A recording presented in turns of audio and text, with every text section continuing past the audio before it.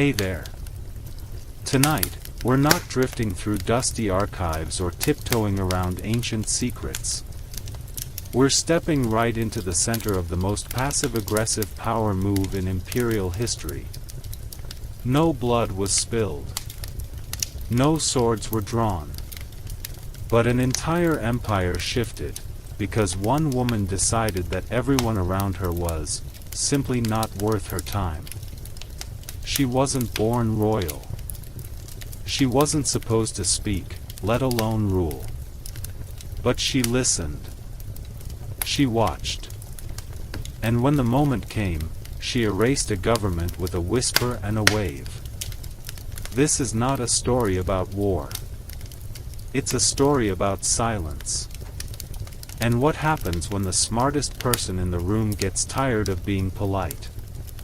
If quiet power plays an absurd historical drama help you unwind, feel free to hit like, subscribe, or drop a comment with your city and the time you're listening. It's always comforting to know we're not alone in the dark. Now let your shoulders relax. Let the noise of the day fall away.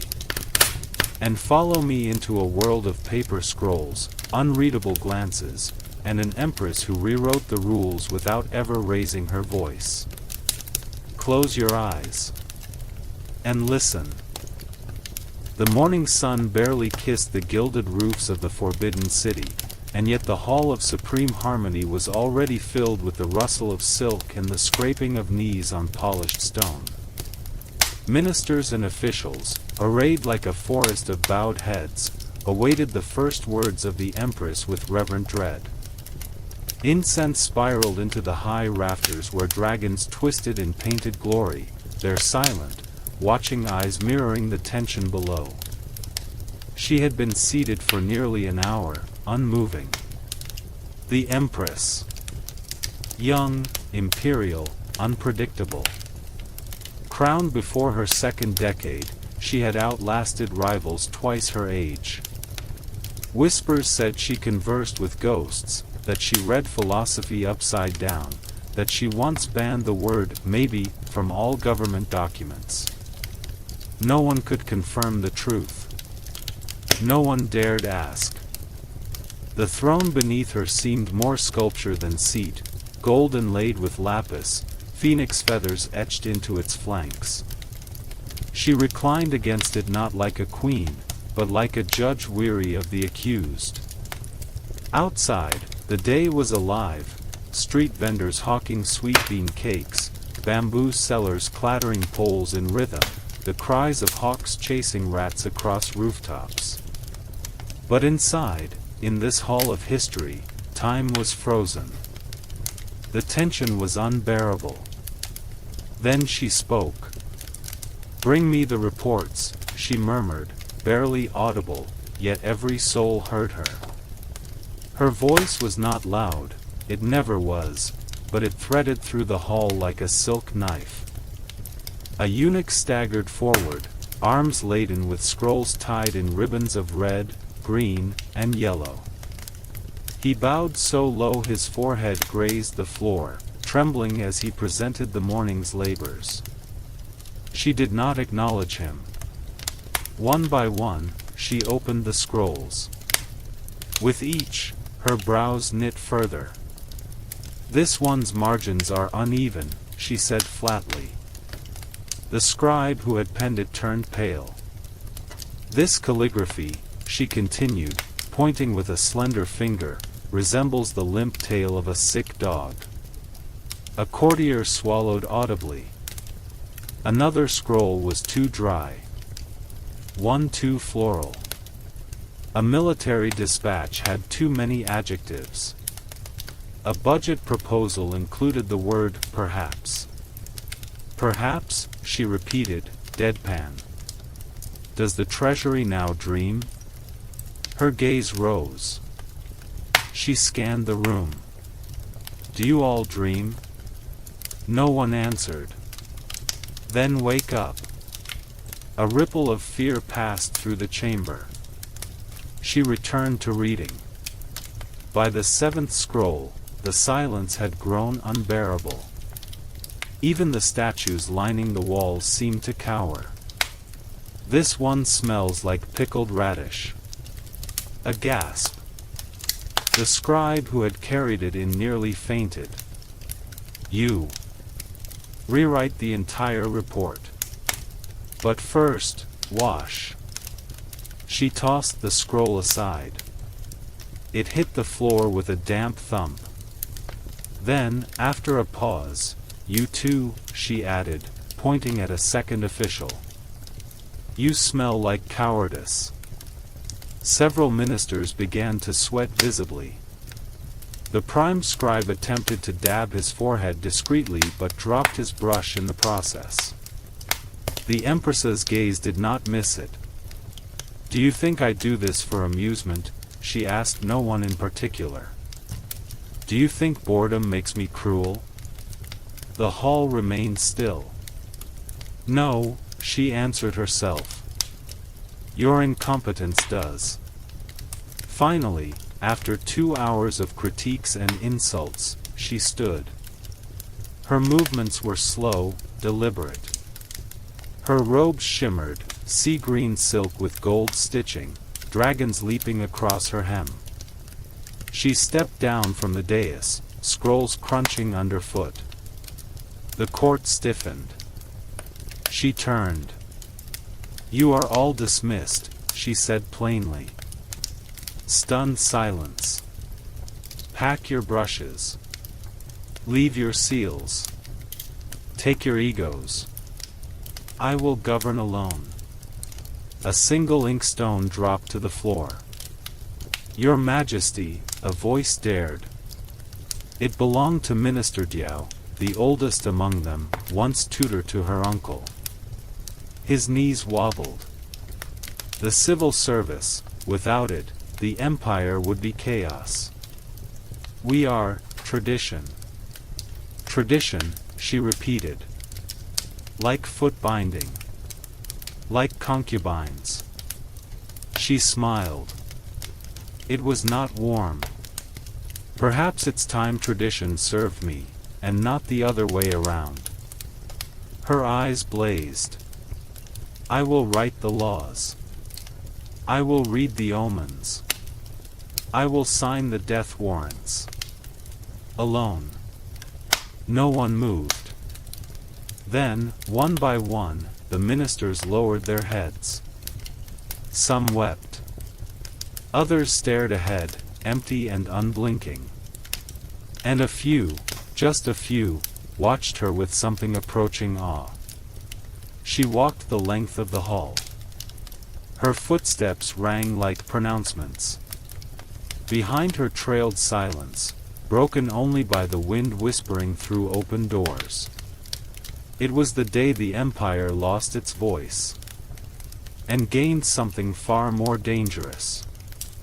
The Grand Secretariat had once been the rhythmic heart of the empire, a place where silk rustled like wind through pine trees and polished boots tapped in time with bureaucratic ritual. Beneath ceilings painted with dragons and phoenixes, ministers from every corner of the Tang realm whispered policies between lines of verse, argued tax reforms beside ancient poems, and wielded influence like invisible blades. But on this day, there was no poetry. Only dread. The vast chamber was deathly still. Not even the fan-bearers dared move. Beneath banners of vermilion and gold, dozens of high-ranking officials knelt with foreheads nearly pressed to the cool jade floor. Their backs ached. Their hearts pounded. They had received summons before, but never like this, on crimson parchment sealed with the Empress's personal insignia. A summons that read not as invitation, but as omen. High above, on the dragon throne carved from dark sandalwood, Empress Wu Zetian sat with spine straight and gaze unreadable. The silence around her was weaponized, so oppressive that even the echoes dared not speak. She had not said a word yet. But the silence was already condemning. 2 eunuchs stood behind her, each clutching scrolls. Their hands trembled slightly, not from fear of her, but in anticipation of what would come. These were no ceremonial edicts. These were lists, detailed, damning, precise. Whispers had spread weeks prior. The Empress was growing tired. Not weary in body, but bored of the incompetence that nestled like rot beneath the lacquer of her court. Bored of scholars who recited Confucian doctrine like parrots while embezzling land taxes. Bored of ministers who performed loyalty like opera actors and feared innovation like plague. At last, the Empress stood. A ripple passed through the room. No one dared raise their eyes, but some flinched nonetheless. She was dressed not in her usual ceremonial silks but in a sharply cut robe of midnight blue, embroidered only with a single golden crane. Her hair was pinned with minimal ornamentation, save for a jade hairpin shaped like a dragon's fang. "You have failed me." The words, though softly spoken, fell like a guillotine. Heads lowered further. A few older men clenched their fists in silent prayer. "For years," she continued, "I have tolerated the masquerade. Bowing officials and flowery speeches. Scrolls filled with verse and void of vision." She took a step forward. Then another. The sound of her boots echoed like thunder on polished stone. "You confuse tradition with wisdom. Compliance with honor." She now stood near the front row. Her shadow fell across the Minister of Finance, who visibly winced.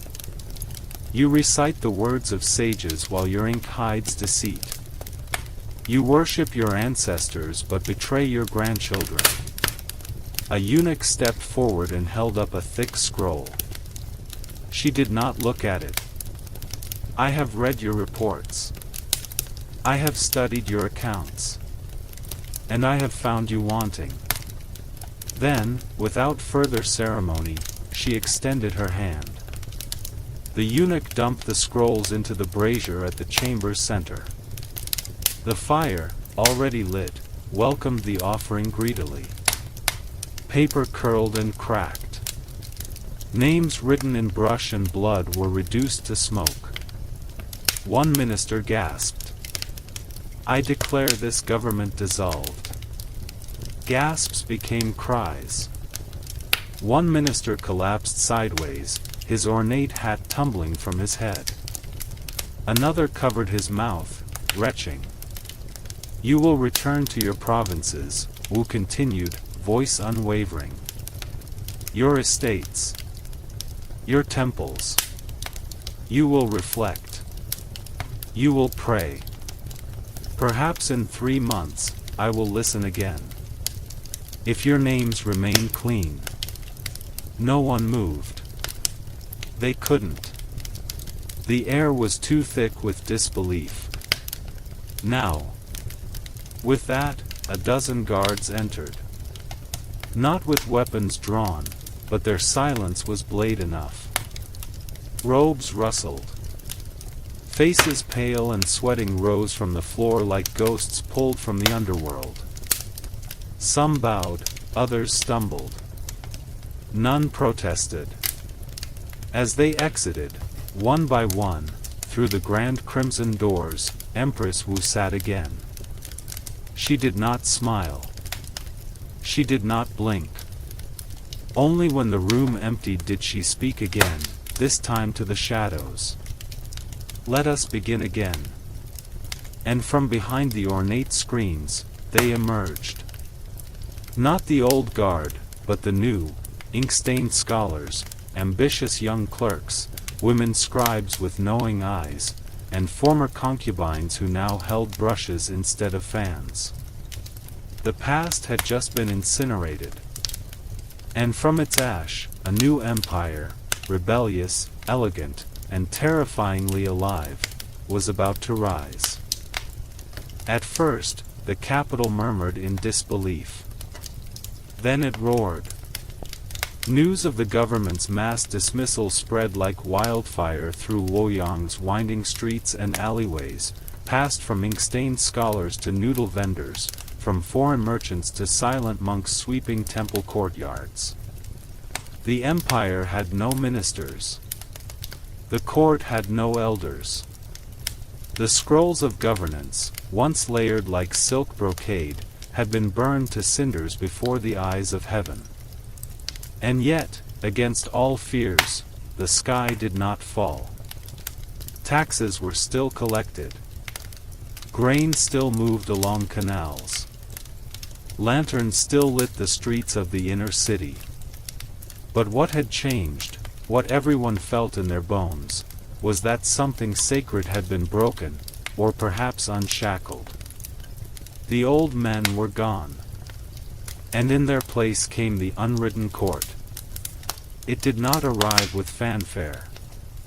There were no edicts, no golden seals or public appointments. One by one, figures began appearing at court who had no business being there, at least, not by the old standards. There was Jia, the former record-keeper of a minor poetry guild, who had once been reprimanded for correcting a magistrate's calligraphy. Now she transcribed edicts for the Empress herself and added her own notes, often sharper than the original ink. There was Mei, a woman born in the outer provinces to a family of herbalists, who was summoned after a series of scrolls she'd written anonymously, on river management, of all things, were discovered circulating among young scholars. Within weeks, she was walking the inner halls of the palace, speaking in metaphors that made generals pause and listen.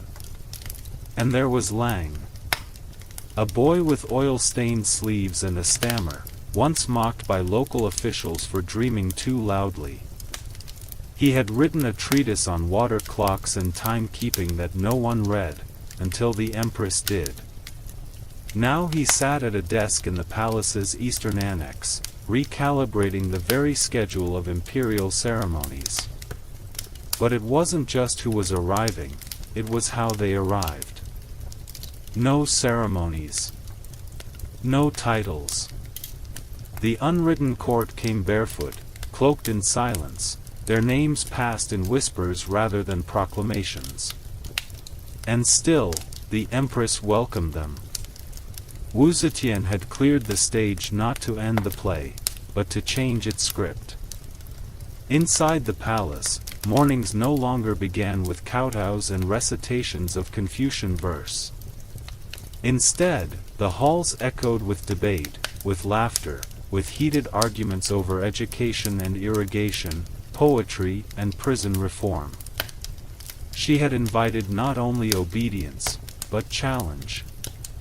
"Tell me where I'm wrong," she would say, eyes gleaming as she looked over a new proposal. "Convince me." And they would. With diagrams drawn hastily in the margins of ancient maps. With fingers pointing skyward as they quoted lines from obscure poetry. With trembling voices that steadied by the second time they spoke.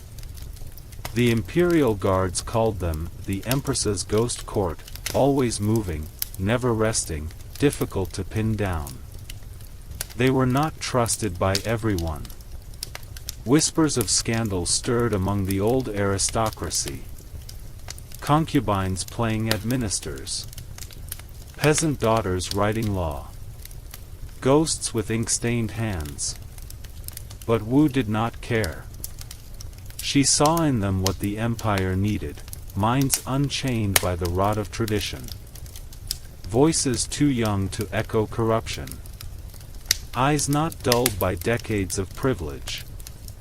And in truth, she saw something else. She saw herself, reborn in many forms. The girl who had once read books behind silken screens, forbidden from asking questions. The woman who had clawed her way through courtiers, eunuchs, monks, and generals to sit on a throne no other woman dared dream of. Now, she surrounded herself not with statues, but with sparks. One evening, as twilight soaked the walls of her private chamber in purple and gold, the Empress sat before a scroll unlike any other. It was not calligraphy, not a treatise. It was a letter, unsigned. It read, "The people watch, though they do not speak. We are taught that rulers are heaven's voice. But your voice sounds different. It is not thunder. It is the crackling of fire that promises light and ruin both. May you burn wisely." She folded the scroll and held it for a moment against her chest. Then she laughed, not bitterly, but with the relief of someone who has chosen danger over stagnation. "Let them watch," she murmured. And as the lanterns of the unwritten court flickered awake across the palace grounds, a new rhythm settled into the empire, not one of submission, but of daring curiosity. For the first time in generations, the empire wasn't just being ruled. It was being reimagined. Despite the new energy coursing through the palace halls, not everyone bowed to the Empress's vision.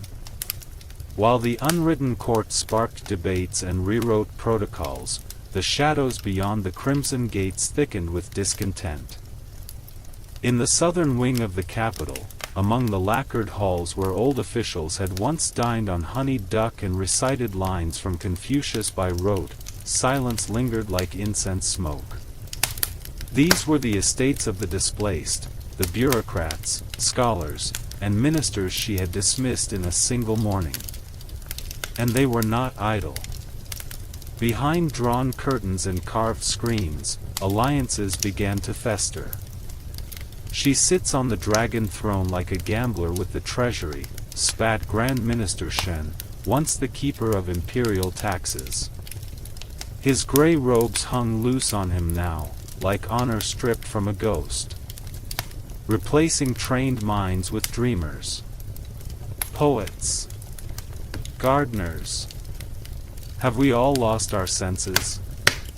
Across from him, Chancellor Wei stirred his tea without drinking. "It is a performance," he murmured. "A theater of novelty. Let the people clap. But when the grain fails or the river floods, who will they blame?" It was not hatred that guided them, but fear. Fear that the empire had become a canvas for experiments. That the sacred balance of heaven and earth, the divine mandate that tethered rulers to the skies, was being redrawn by those unfit to hold a brush.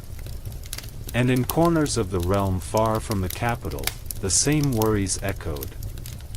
A governor in the north refused to enact a land reform edict penned by one of Wu's new ministers, citing it as scribbles of an untrained hand. A Taoist monastery denounced the Empress's removal of Confucian advisors as a betrayal of moral order. Even among the generals, murmurings began, that perhaps heaven had turned its gaze elsewhere. Wu, of course, knew all of this. She read the intelligence reports before sunrise, every mark of ink filtered through the palace network, monks with silent tongues, maidens who listened behind rice paper screens, eunuchs with eyes keener than steel. She did not panic. Instead, she prepared. In a quiet courtyard just beyond the Empress's private study, work began on a curious construction. At first, it appeared to be a garden pavilion, elegant, octagonal, with glazed tiles and carved beams.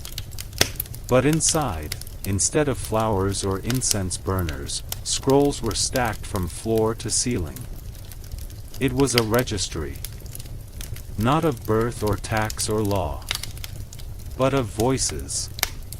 Each scroll recorded not just names, but ideas, submitted by farmers, monks, soldiers, even children. Proposals. Questions. Dreams.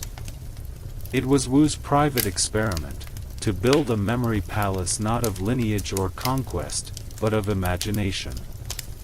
to make governance a dialogue, not a sermon. And it terrified her enemies. What if the people believed they could matter? That a peasant's idea might reach the ears of the dragon throne? What then of titles? Of robes? Of the men who had ruled by birthright alone? So the opposition struck where they believed she was weakest. Rumors began to circulate, not of politics, but of character. She whispers to spirits, said one flyer posted in the marketplace. She poisons her own counsel to test immunity, another claimed. An old concubine who learned to smile with her teeth. Wu let them speak. Let them plot. Let them believe that she was aloof, distracted, perhaps even slipping.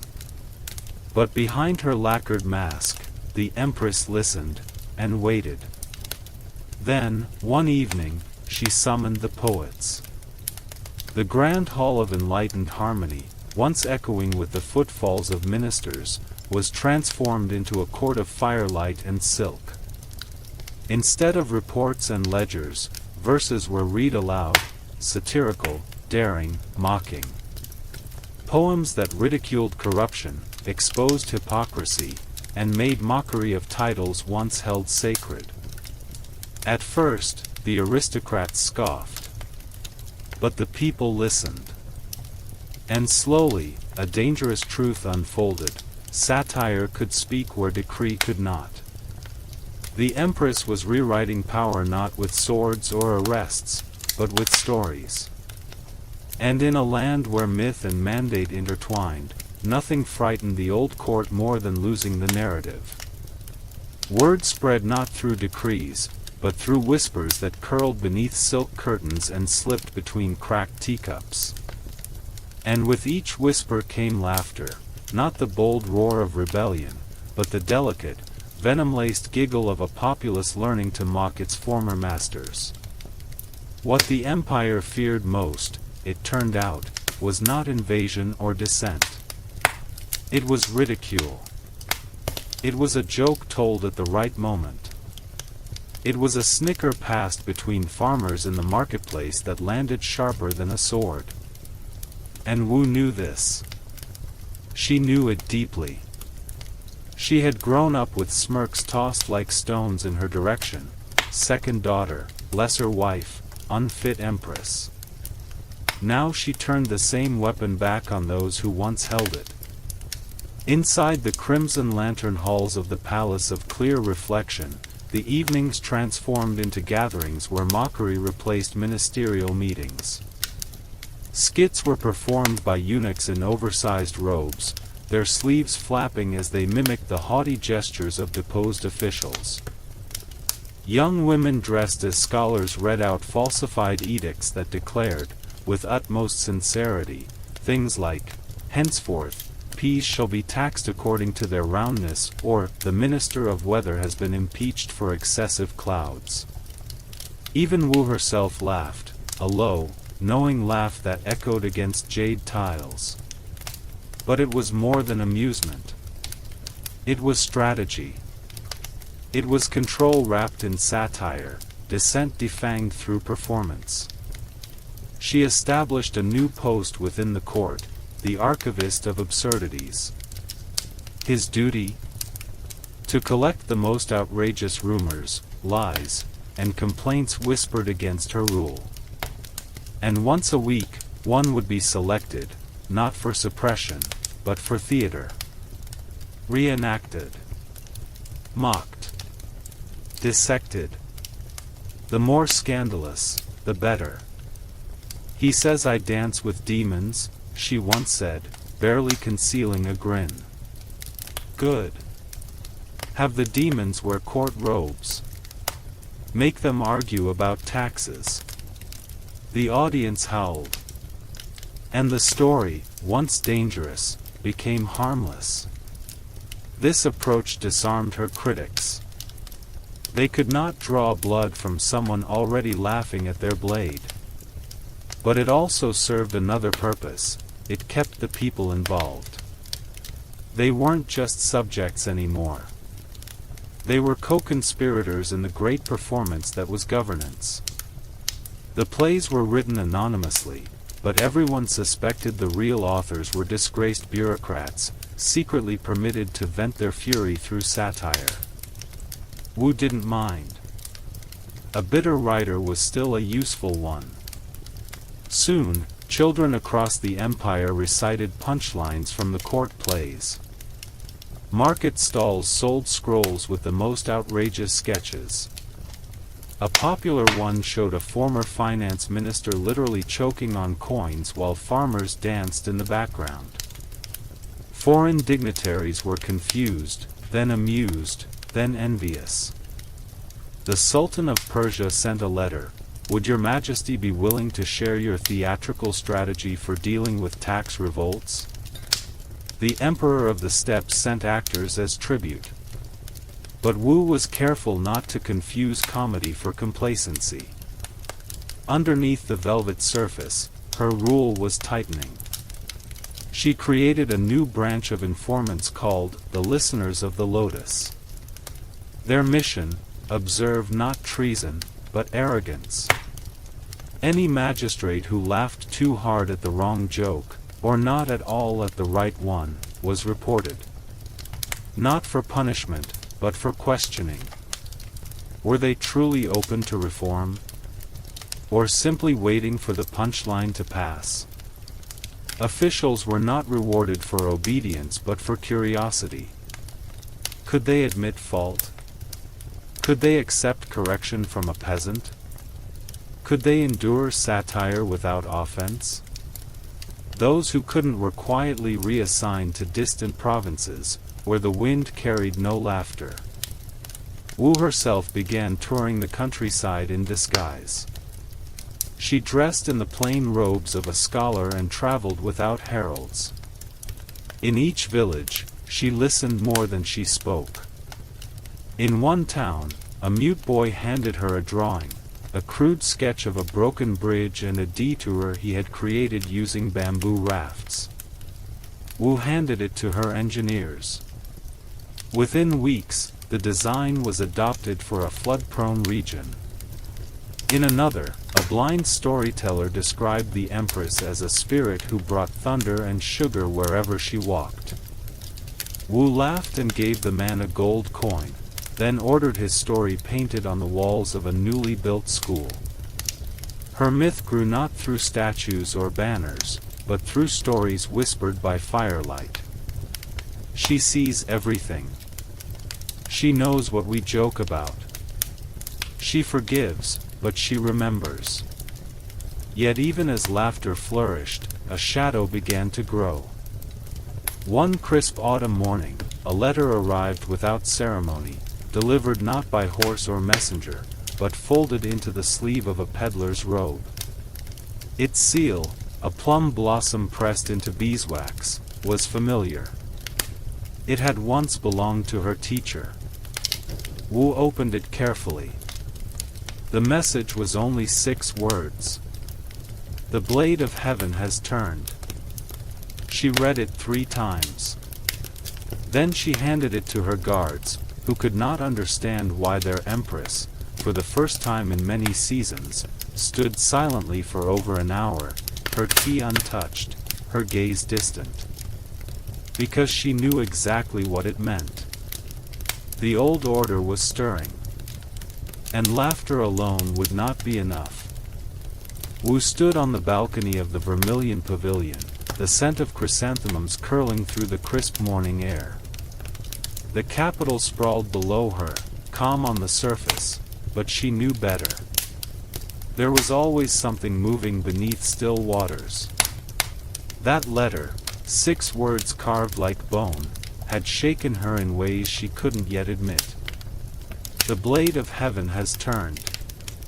It was an old phrase. Ancient, even. Not part of official doctrine, but passed down in secret circles of scholars and monks.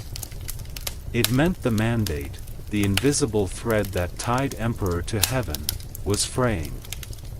Not broken. Not yet. but turning.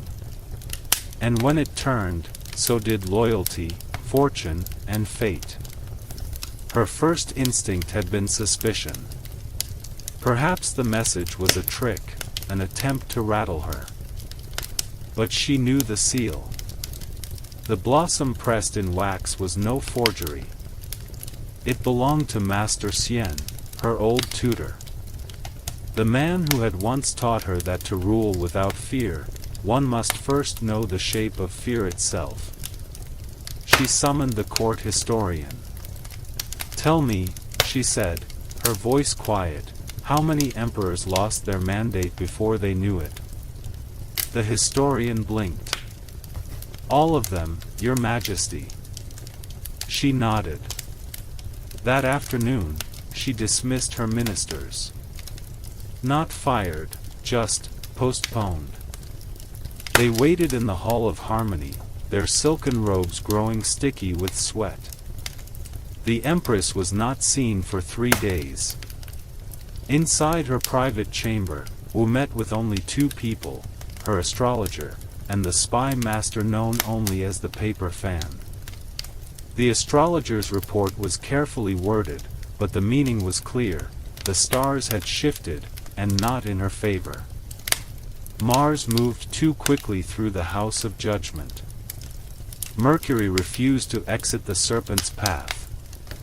Even the moon, a traditionally loyal companion to Wu's sign, had vanished behind an eclipse the previous week. All signs of celestial unease. But the paper fan spoke more plainly. "There is movement in the west," he said. "A boy claiming descent from the first Tang. Scholars gather. Merchants whisper.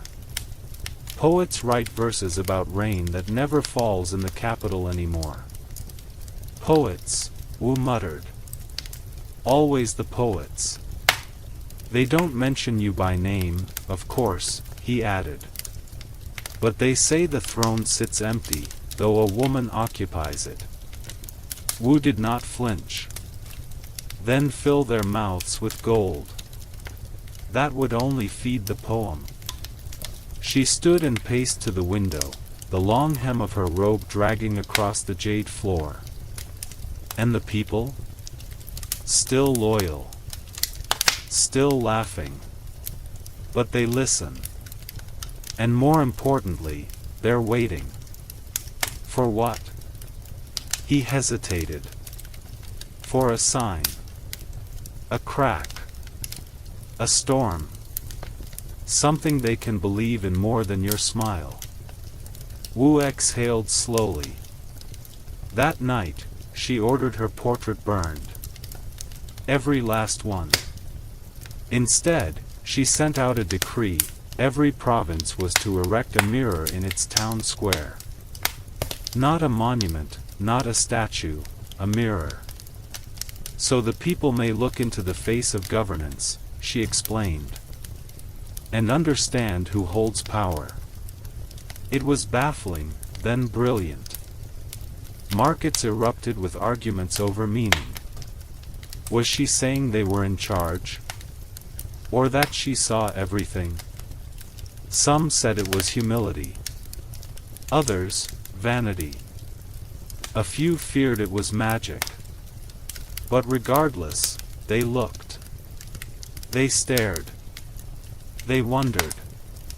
In the villages, children played in front of the mirrors, pretending to pass judgment. Old men debated the symbolism late into the night. And in the capital, artists began painting portraits of the invisible Empress, a faceless figure draped in red silk, holding a mirror to the world. And yet, the blade still turned. By the time frost touched the edges of the mulberry trees, Wu knew a performance alone would not be enough. She had to give the people something real. Something that roared. And so, she turned to the forbidden texts. Buried deep within the imperial library were scrolls sealed in iron tubes, records of dynasties past, of rebellions crushed, of betrayals so complete they had been erased from public history. Her predecessors had feared these stories, locking them away lest they inspire imitation. Wu, however, devoured them. She read about Empress Lu, who poisoned her rivals and ruled behind a screen. About the boy emperor who staged his own kidnapping to purge the court. About the monk who walked into the palace, sat on the dragon throne, and declared it empty of virtue. Each story, though ancient, felt sharp, present, possible. When she emerged, her eyes had changed. Not weary, but sharpened. Not uncertain, but focused. She summoned the artisans. Carve me a throne from steel, not wood. Steel, your majesty. It must hum when struck. It must cut those who sit without merit. And it must shine brighter than any shadow. Then she turned to her engineers. Bring fire to the sky, she said. I want lanterns that float across the empire, red as blood, silent as secrets. Carrying what, your majesty? Warnings. And finally, she summoned her poets. Write the future, she commanded. Verse by verse. Make them believe it is already written, and they are merely catching up. In the weeks that followed, the empire transformed.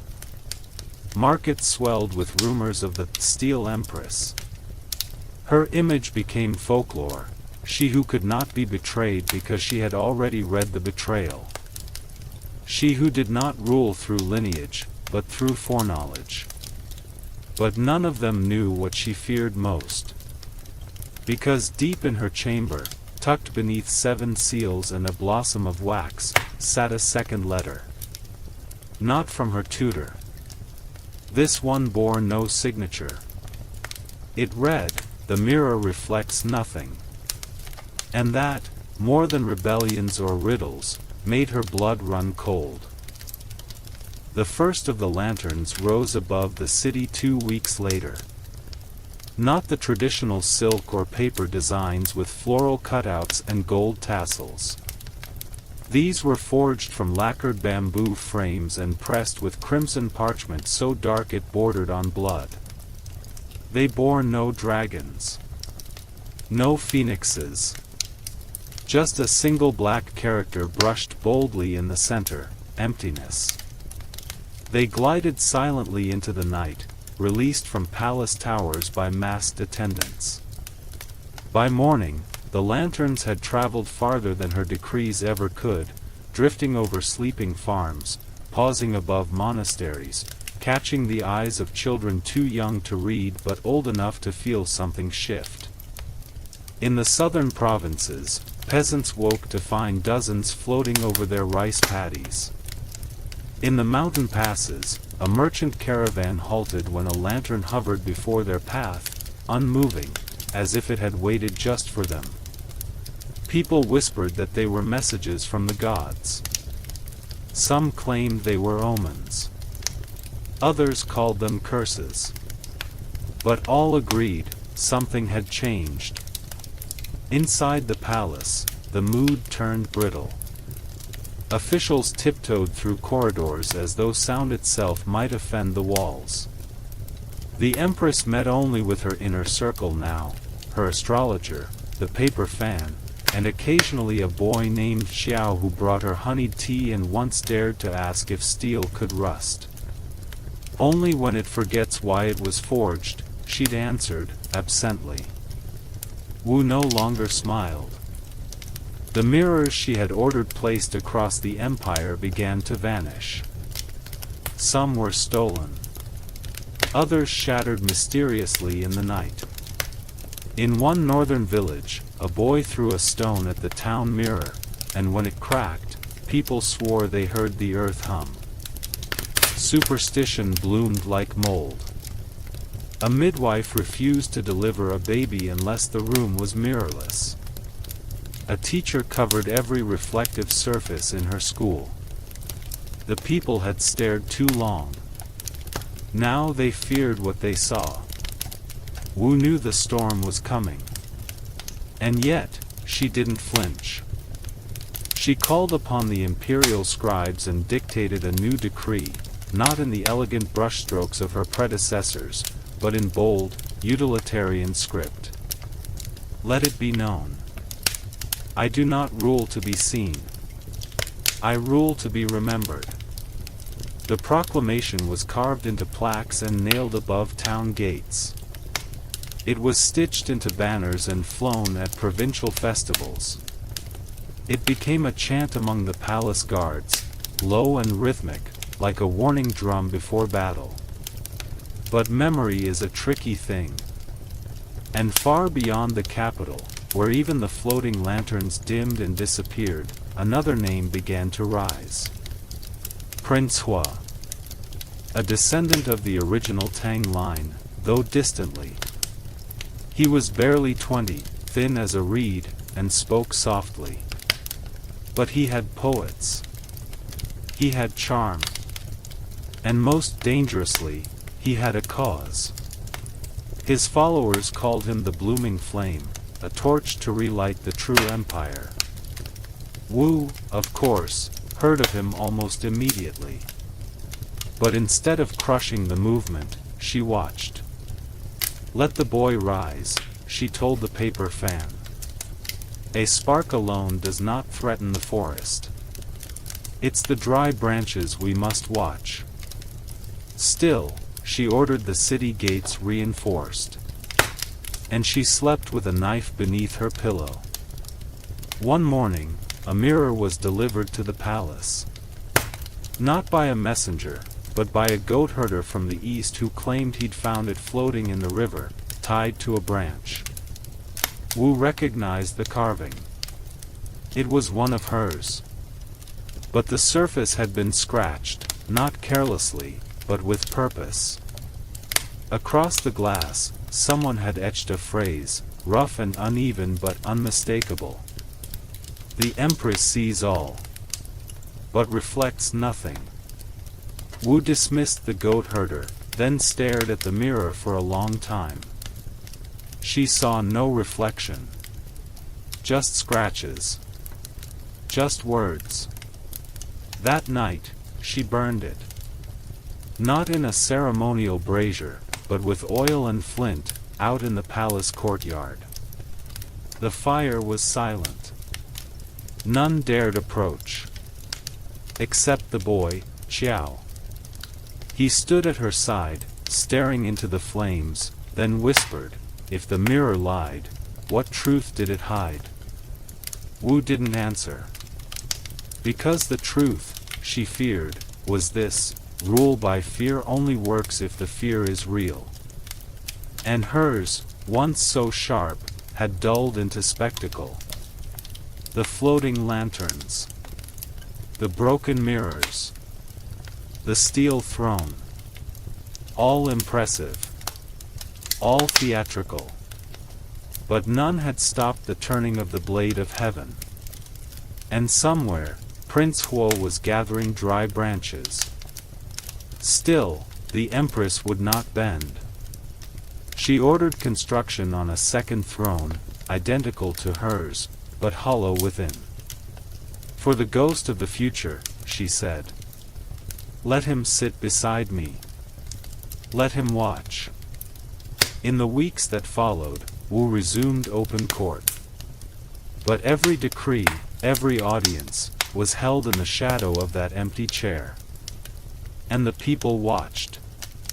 It was a strange sight, even for the jaded courtiers of the imperial capital, the Empress, seated in full regalia, one slender hand resting on a sword hilt, while beside her sat nothing. Just an empty throne. A perfect replica of her own, save for one difference: its surface bore no carvings, no dragons or blossoms, not even the imperial seal. It was polished like obsidian and reflected the room around it like a mirror. She called it the seat of the future. and she stared at it often. "This is madness," whispered General Ren to his colleague. "She rules beside a ghost." "Then let's hope the ghost isn't hungry," murmured the other.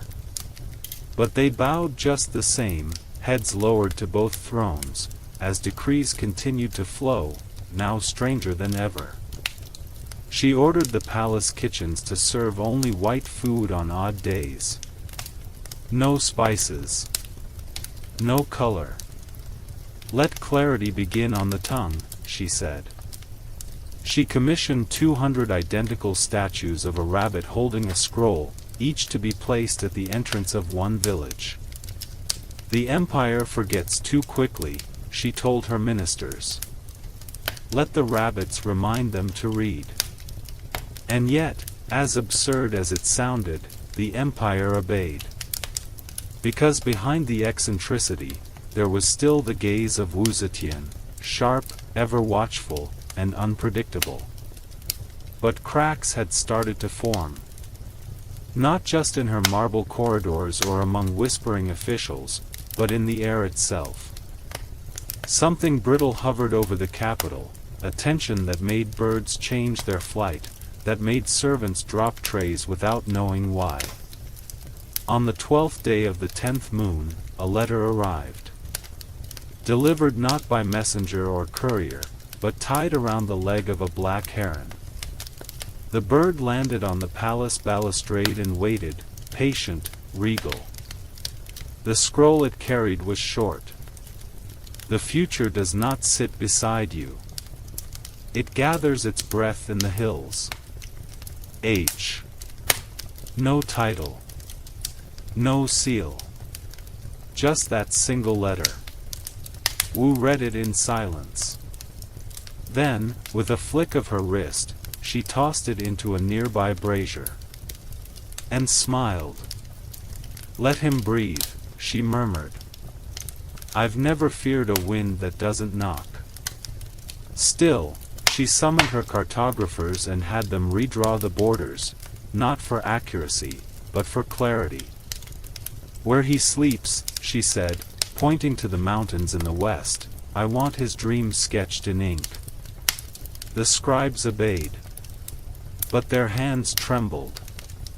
By now, rumors of Prince Hua had spread far beyond the hills. He had been seen in old scholar robes, teaching children under pine trees. In merchant silks, dining with traders in the south.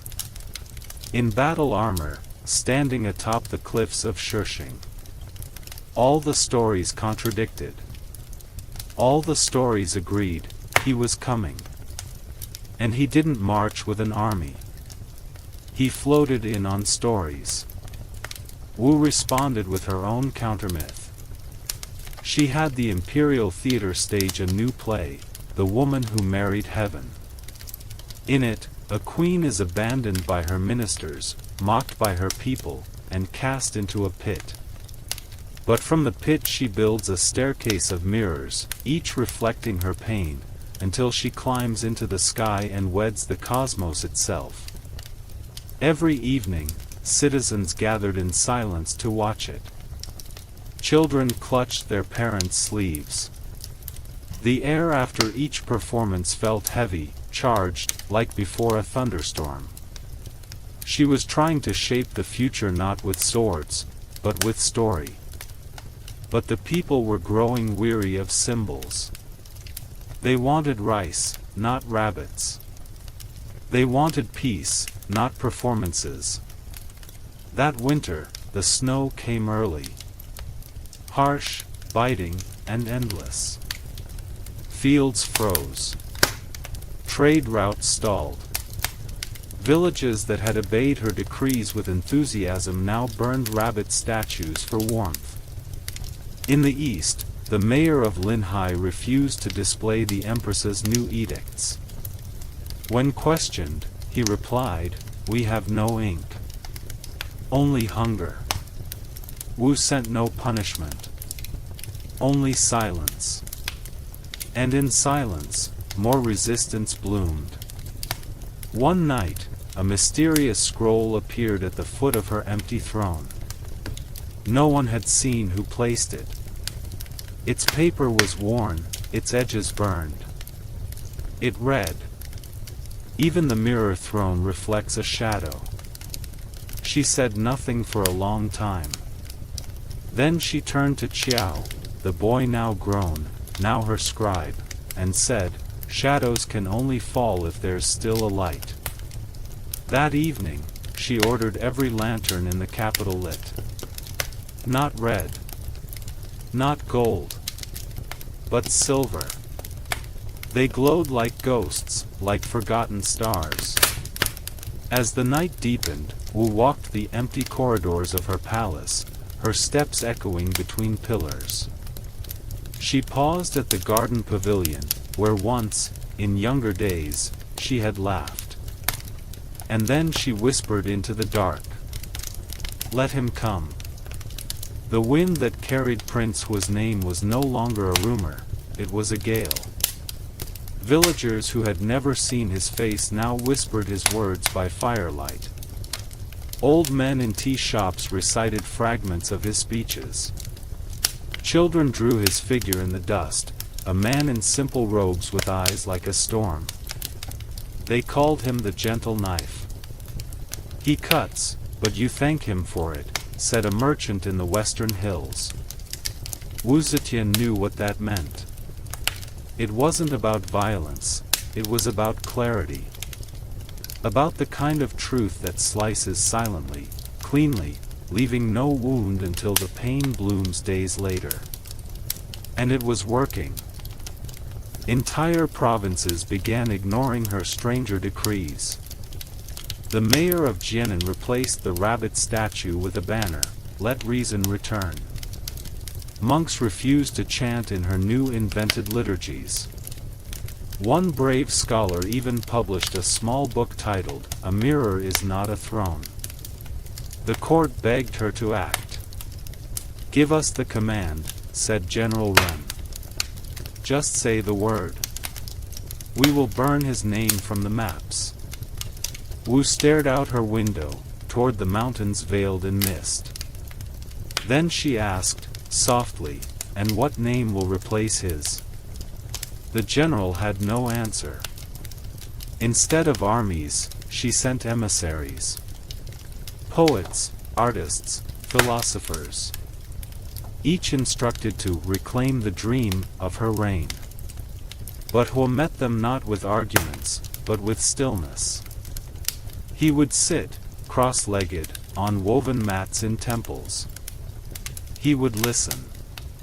And then, he would say things like, "The river flows not because it is told to, but because it remembers the shape of the land." Or, "When a crown forgets it is worn by a head, the neck begins to ache." The people repeated these lines like scripture. Soon, even the capital grew restless. One morning, the Empress entered the Hall of Echoes and found no one waiting. Not a minister. Not a scribe. Not even a guard. She was alone. Only a single slip of paper had been left, resting on her throne.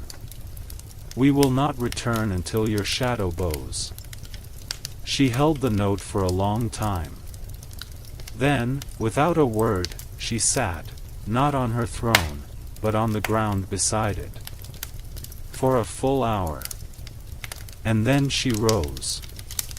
That night, she called for her old advisor, the one who had once dared ask her why she ruled. He was pale, fragile now. A ghost of his former self. "I have questions," she told him. He smiled faintly. "You always did." They spoke until dawn. Of birds. Of books. Of loneliness. Of the cost of outliving one's enemies, and one's friends. Before leaving, he bowed deeply and said, "If you want the people to hear you, speak not louder. Speak closer." The next morning, she stepped outside the palace for the first time in years. No banners. No guards. Just her. Hair tied back. Eyes tired, but fierce. She walked the market road. Children stared. Women gasped. Some men bowed, others turned away. And then, someone clapped. A small, slow clap from an old woman who simply said, "You finally remembered the way." The crowd parted. And the Empress walked through them, not above them. Later, when asked what it felt like to see their ruler walk among them, one villager said, "It was like watching a thundercloud speak kindly to the sun." That night, the capital did not sleep. Not from fear. From wonder. When dawn rose over Luoyang the next day, it did so in silence. Not the silence of fear or stagnation, but the kind that follows a moment too meaningful for words. Wu Zetian had walked among her people, not as a goddess cloaked in jade, but as a woman with dust on her shoes and questions in her eyes. The court, of course, didn't know what to do with this. When she arrived at the Hall of Echoes, no trumpet greeted her. Only the sound of her own footsteps. Ministers, hearing she had returned, trickled in one by one, hesitantly. They bowed, but lower this time. Not because they feared her more, because they feared her less. "Sit," she said, gesturing to the circle of cushions she had ordered brought in during the night. No thrones. No towering seats. Just a ring, like children around a fire. They obeyed, some stiffly, some with visible confusion. One even fell trying to cross his legs. Wu smiled. "We've been climbing too long. Let us try listening downhill." A few chuckled. A few panicked. She took a breath. "We built something magnificent," she said. "But we forgot who we built it for." And then she said nothing else. She let the silence stretch, until the oldest scribe in the room cleared his throat and murmured, "Your Majesty, what shall we do?" "Nothing," she replied. For 3 days. Mouths fell open. Scrolls were nearly dropped. 3 days of silence, she explained. No decrees. No punishments. No orders. Let the empire breathe. And breathe it did. The capital exhaled. People emerged from their homes, speaking in soft tones, testing the air as if some invisible weight had been lifted. On the second day, monks rang no bells. The temples remained open but still. On the third, children ran through the halls of the old Ministry of Rules, drawing chalk flowers on its abandoned walls. And Wu? She watched. From the garden, where once she had torn out every plant not symmetrical, she now sat among wild growth, letting bees land on her sleeve. When the silence ended, she summoned a single person, the scribe whose hands had once shaken while reading her the news of Hua's sermons. He entered cautiously. "I'm not angry," she said. "I'm curious." He blinked. "About what, Your Majesty?" She tapped the table. "About what else I missed." The scribe, to his own surprise, laughed. "There is so much, Majesty. So many voices. So many words written in the margins that never reached the throne." Wu stood. "Then fetch me the margins." That day, she ordered the reopening of the archive of rejected ideas. Every scroll that had been deemed unworthy was returned. Artists, teachers, wandering philosophers, they all brought their forgotten works, like offerings to a temple. And Wu read them. 4 hours each night, by lantern light. She murmured lines to herself, smiled at sketches, frowned at odd equations. She read a child's poem about a fish who wanted to learn calligraphy. She read a farmer's theory that stars were just holes poked in the night so ancestors could peek through. She didn't care if they were correct. She cared that they were honest. But power is not a river you can step out of so easily.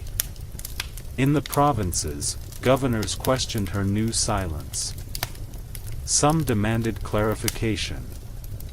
One wrote a furious letter asking, "Has the throne been surrendered to street poets?" And in the mountains, Hua heard of her change, and said nothing. Not yet. He waited. Because something strange was happening, people stopped flocking to him. They didn't abandon him. They just paused. Curious. Cautious. "Maybe," whispered one man in a tavern, "she's not mad after all." "She walked the street," said another. "She read my daughter's riddle and laughed." And slowly, the two names, Hua and Wu, were no longer rivals in the minds of the people. They were questions. One old, one new. One calm, one unpredictable. And in between them, the empire teetered, not in danger, but in awakening. One morning, Wu returned to her chamber and found a folded paper on her bed. It read, "I still do not bow. But I do blink." That is how change begins. No name. No seal. But she knew the hand. And for the first time in years, she laughed aloud. The sound startled the servants. "What was that?" one whispered. "It sounded," said another, "like relief."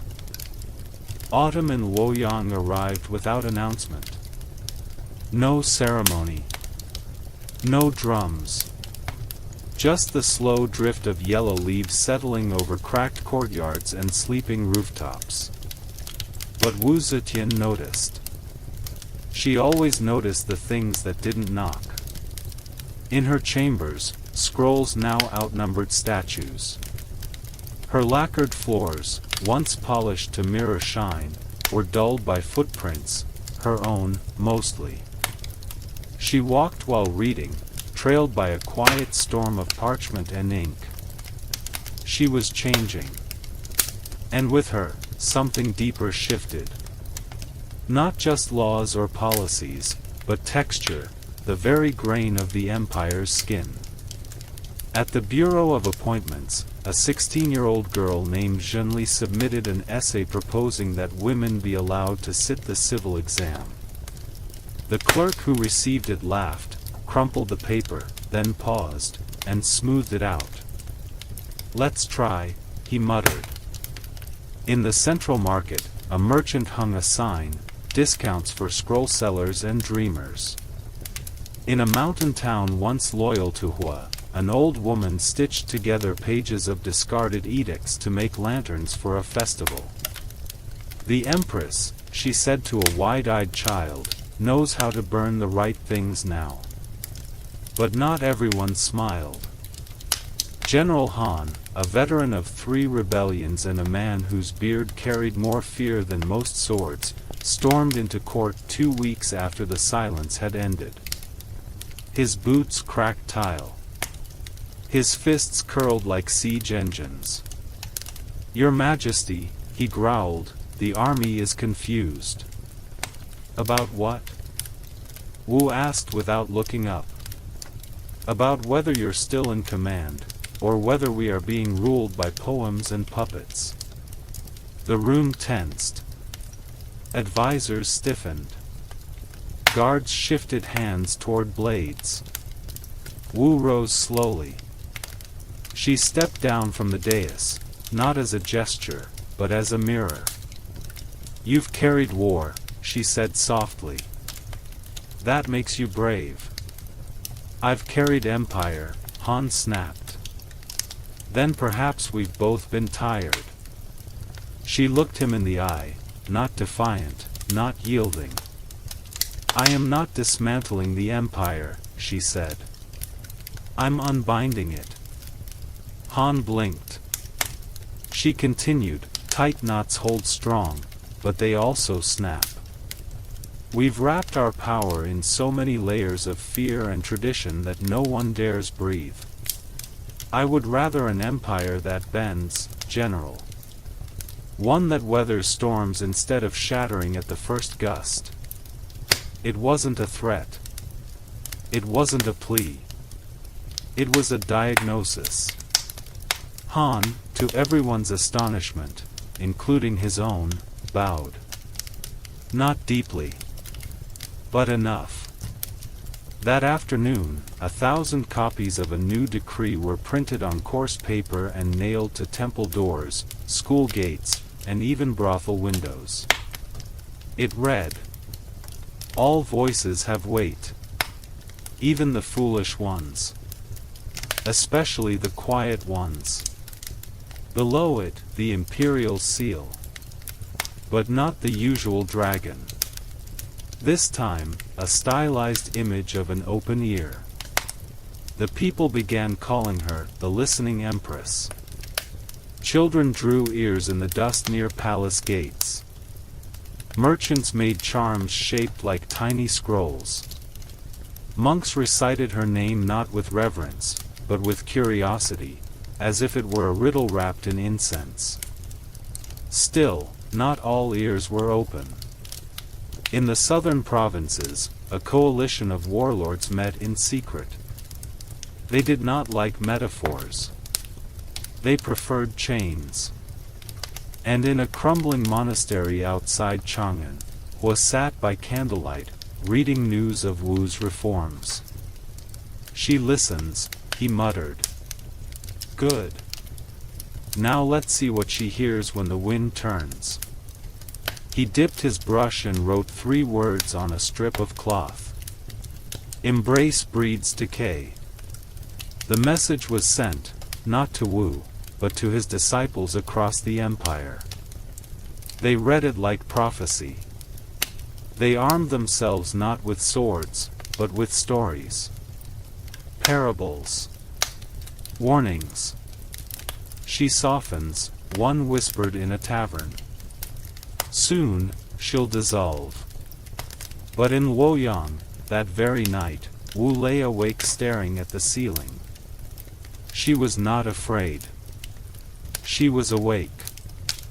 Because for the first time in years, she had no one to order, no one to execute, no one to prove wrong. She only had time.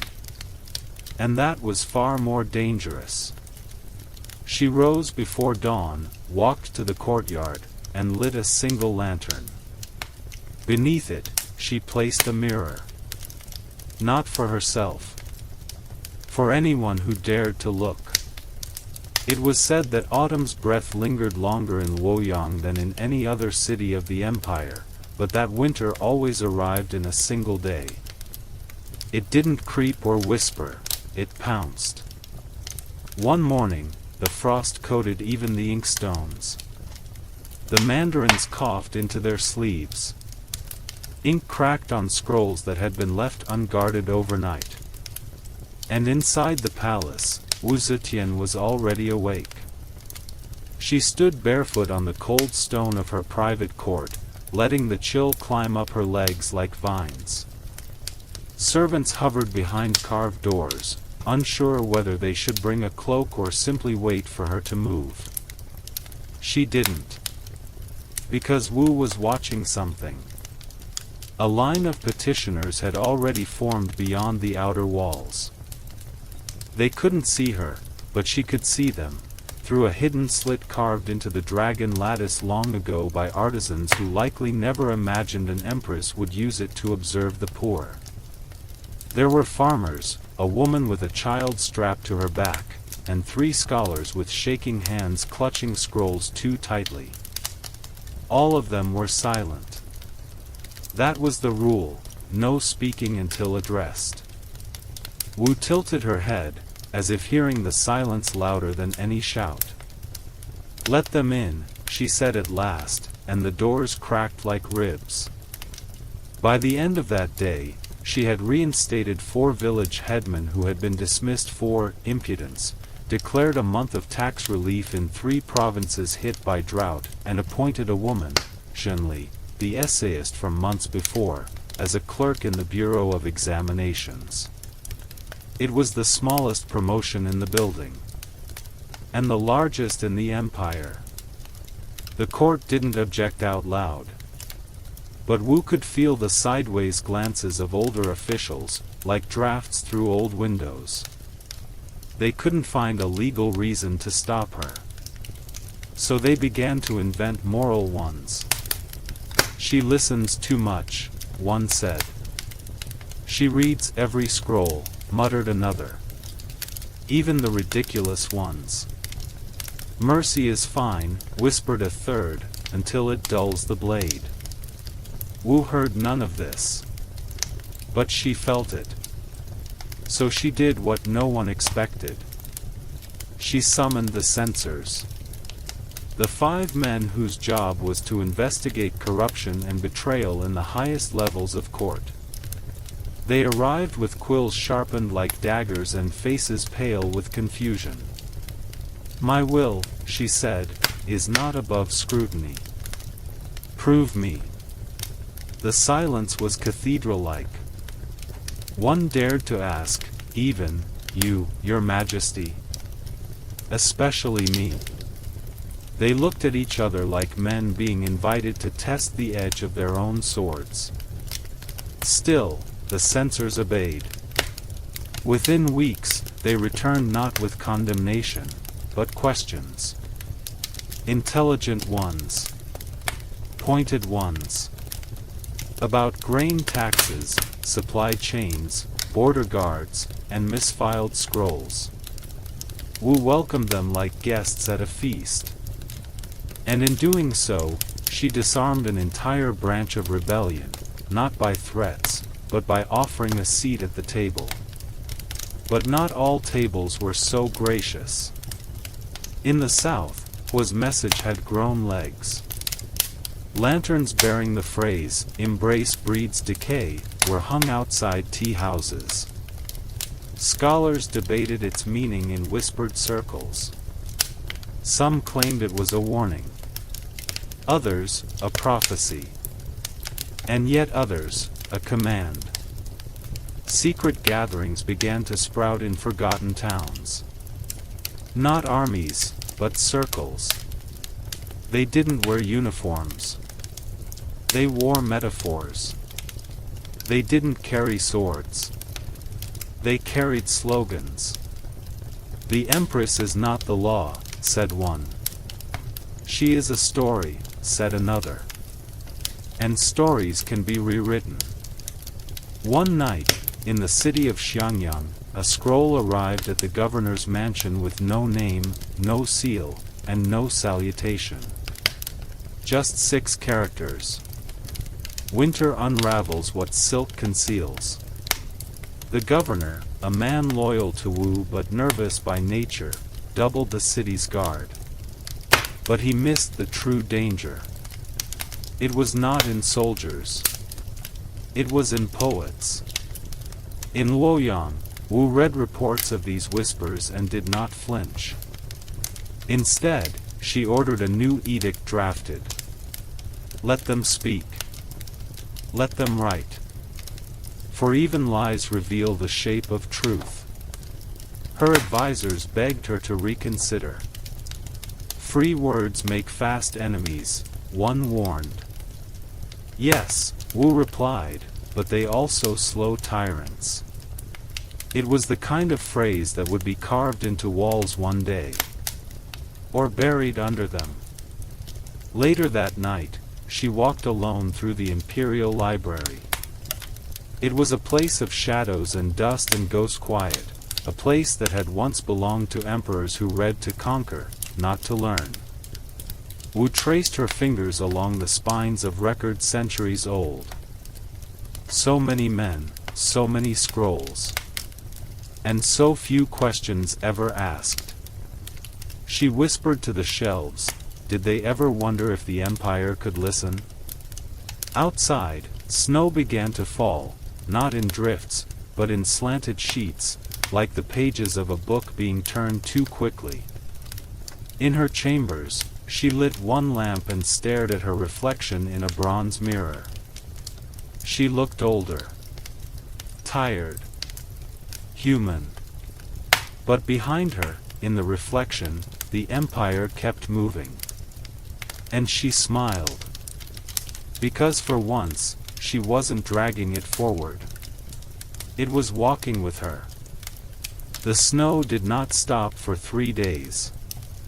It muffled the world into silence, burying palace courtyards in ghost-pale blankets and turning the sound of footsteps into echoes of another age. Luoyang, the pulse of the Empire, slowed, cart sat idle, and the breath of guards came in pale puffs against the red lacquered gates. But inside the palace, something stirred.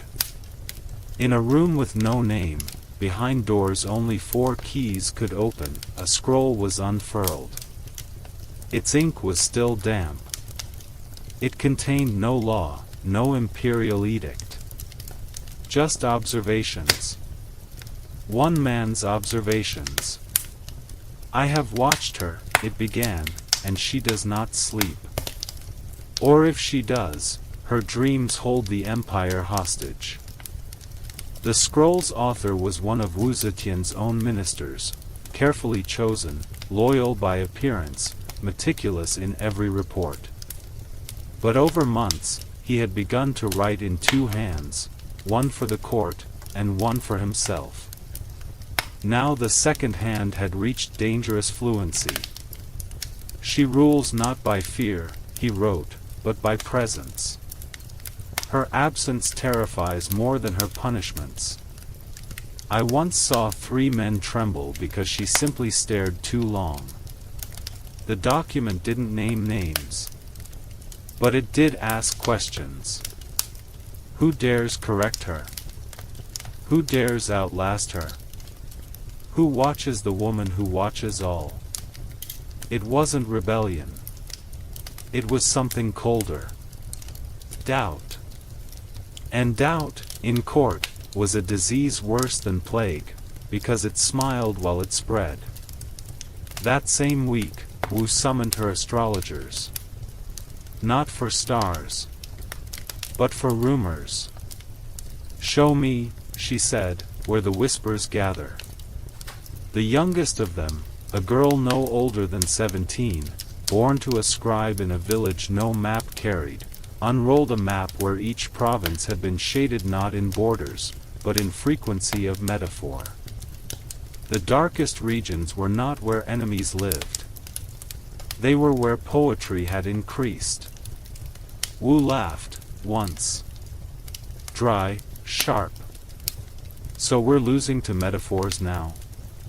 But her face darkened. Because she knew, the strongest revolutions didn't ride on horses. They floated on verses. And someone was orchestrating the rise of these verses. His name had not crossed her desk in months. Not since he fled into retirement under the polite excuse of ill health. But his shadow was everywhere. Hua. He had not raised an army. He had written a riddle. And the country had started answering.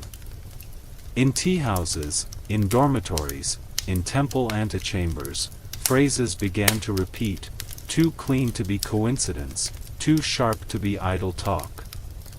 She wields justice like thunder but listens like a mountain. A mirror never crowned a queen. Even a dragon must close its eyes sometime. Wu read them all. Had her scribes compile them like census records. Not to punish, but to understand. Because the war Hua had begun was not with swords. It was with attention. If she struck too hard, she confirmed his warnings. If she did nothing, his whispers became truth. So she chose a third path. She wrote a letter. Not a proclamation. A letter. And she addressed it not to Hua, but to the children of the empire. In it, she wrote, "You are not mine. You are not his. You are yours. Speak. Write. Doubt. But do not forget that this empire is more than the hand that governs it. It is the mouth that sings and the ears that endure. If I am wrong, let me fall to ink and ash. But if I am right, let this letter remain, read by one child, in one school, in one future I may never see." She didn't sign it with her seal. She pressed her thumb to the parchment. Her blood had mixed with ink before. Let it mix again. Then she had it copied, by hand, 50,000 times. And released. Every province received one. Every school. Every temple. Even Hua. He read it in a candlelit room, surrounded by students too nervous to sit. He didn't laugh. He didn't cry. He simply set the letter on the floor. And said, "She answered." Then he blew out the candle. The students waited for his next command. None came. Because there was none to give. Wu had not fought back. She had spoken first. And silence, when used precisely, can be louder than any roar. But not everyone loved the silence. In the capital, a small group of ministers, those who once backed the now exiled princes, those who believed thrones were furniture men sat on, not women, began to stir. They no longer feared Wu's laws. They feared her permanence. "She is becoming inevitable," one whispered. "And if we wait longer, she'll be the only story left." So they did what fearful men have always done. They plotted. The plot was thin. Not because it lacked conviction, but because it lacked courage. Like many such schemes, it leaned more on hopes than strategy, hope that the guards could be bribed, that the Empress would be asleep, that the ink on their letters would not smudge under shaking hands. And yet, it came dangerously close. On the first night of spring, beneath a moon barely visible through the silk of cloud cover, 3 men moved through the eastern wing of the palace. One carried a knife. One carried a document. And one carried the belief that history would remember him kindly. They were caught before they reached the second gate. Not by soldiers. By her. Wu Zetian was waiting. Not in her throne room. Not in judgment. But in the courtyard. Alone. The moonlight cut her in half, one side shrouded in night, the other bathed in cold silver. She said nothing as the guards dragged the men forward. Their knees buckled, not just from fear, but from disbelief. "How?" one whispered. Wu tilted her head, almost amused. "You think I made it this far without watching my own shadows?" They begged. Not for their lives, but for her silence. "If you speak of this," one said, "the court will unravel." Wu stepped forward. Her voice, when it came, was low and so calm it made the torches flicker. "You mistake your value." She took the scroll from the second man, the one who thought revolution could be written in ink. She did not read it. She burned it. The flames cast shadows across her face, flickering like masks. "You believed I feared dissent," she said, "but I fear only boredom. And you? You weren't even interesting." She didn't kill them. She sent them away. Not to exile. To monasteries. "Let silence teach you," she told them. History would not record their names, because they had never earned a sentence. But that night, Wu sat alone in her chambers long after the candles had wept their last. And she thought. Of Hua. Of herself. Of the throne she had climbed, not as a queen, but as an argument. She had been called many things: usurper, concubine, tyrant, genius. But now, she was something rarer. Still here. She walked barefoot across the stone floor, each step echoing like a bell toll, until she reached the mirror. Not just a piece of polished bronze, but a gift. It had come months ago. No seal. No sender. Only a small inscription scratched onto the back. If a woman rules in her own reflection, does the empire follow, or flee? She stared at it. Then she smiled. And broke it. Not in anger. In release. Because for once, she did not need to see herself to know she was real. The years that followed were quieter. The executions less frequent. The reforms more lasting. She began to write, not decrees, but letters. Not to ministers, but to future rulers. Not warnings, but invitations. She wrote of loneliness. Of temptation. Of how power's greatest illusion was that it made you more than human. And how the greatest strength was to remain exactly that. Human. When she died, no prophecy marked the day. The skies did not darken. But across the empire, women carried her name in poems. Not because she was kind, but because she had dared. Even her enemies admitted, years later, that the empire had grown under her hand. Not just in territory. In complexity. In awareness.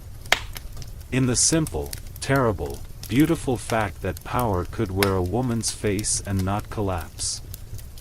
The scrolls never stopped being written. But now, they carried nuance. Now, they carried her. In temples, she was remembered not with incense, but with questions. Would she have agreed? Would she have laughed? Would she have changed her mind? The last scroll discovered in the imperial archives bore no author's name. Just 4 characters, written in her unmistakable hand. Still watching. Still learning. It was found tucked into the folds of her final robe. Red silk. Threaded with dragons. And laughter. Because the Empress, in the end, didn't need monuments. She had given the world something stranger. A memory that refused to settle.